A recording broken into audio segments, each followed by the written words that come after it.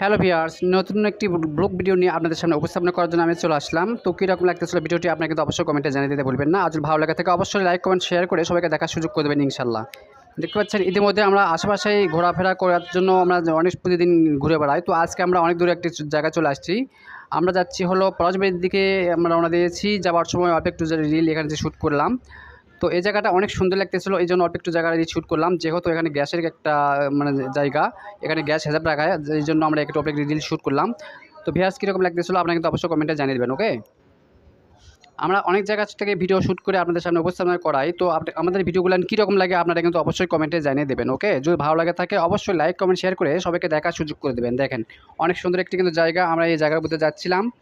তো এই চমৎকার একটি দৃশ্য এবং ফাঁকা জায়গায় অনেক সুন্দর একটি জায়গায় নির্মল পরিবেশে এই জিনিসটা করেছে। তো আমরা একটু অল্প একটু ভিডিও শ্যুট করলাম, কীরকম লাগতেছিল অবশ্যই কমেন্টে জানিয়ে দেবেন। ওকে, এর মধ্যে দেখতে পাচ্ছেন আমরা চলে আসছি এই আমাদের পার্শ্ববর্তী এলাকায় ঘোড়াঘাটে এখানে অনেক ধরনের নিত্য নতুন মাছ প্রতিদিন দেখা যায়, অনেক ধরনের মাছ পাওয়া যায়, অনেক পুরাতন মাছও পাওয়া যায়।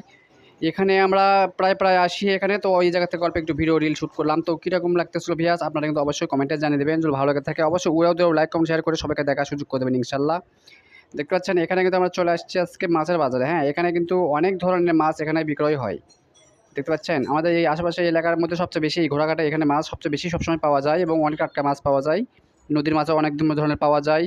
তো বাট আশেপাশে আমাদের যে আশপাশে যেখান থেকে আসে লোকজনেরা এখান থেকে আসে, ঘোড়াঘাট থেকে আসে বেশিরভাগ মাছ নিয়ে যায়, কারণ এখানে ওয়াল টাইমে মাছ পাওয়া যায়। তো আমরা এখানে আজকে আসছি আপনি এই জন্য ব্লগ ভিডিও নিয়ে। তো কীরকম লাগতেছিল আপনারা কিন্তু অবশ্যই কমেন্টে জানিয়ে দেবেন। যদি ভালো লাগে থাকে অবশ্যই লাইক, কমেন্ট, শেয়ার করে সবাইকে দেখার সুযোগ করে দেবেন ইনশাল্লাহ। ইতিমধ্যে আমরা চলে আসছি, দেখেন ধীরে ধীরে ভিডিওটি শ্যুট করে দেখাচ্ছি আপনাদেরকে।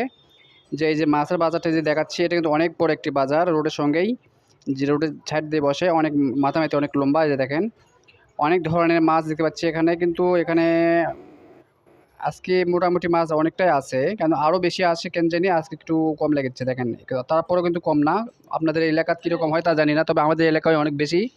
এই তো দেখেন আমি আর একটু সামনে দেখাচ্ছি আপনাদেরকে।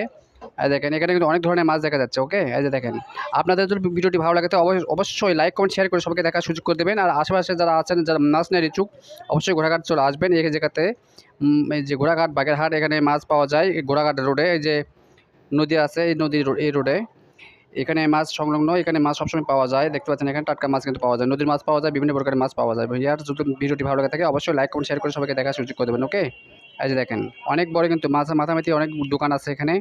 বাট যাদেরকে আপনার মাছ নেওয়া ইচ্ছুক আপনারা আসে অবশ্যই মাছ নিতে পারেন এখানে। এই দেখেন অনেক সুন্দর কিন্তু।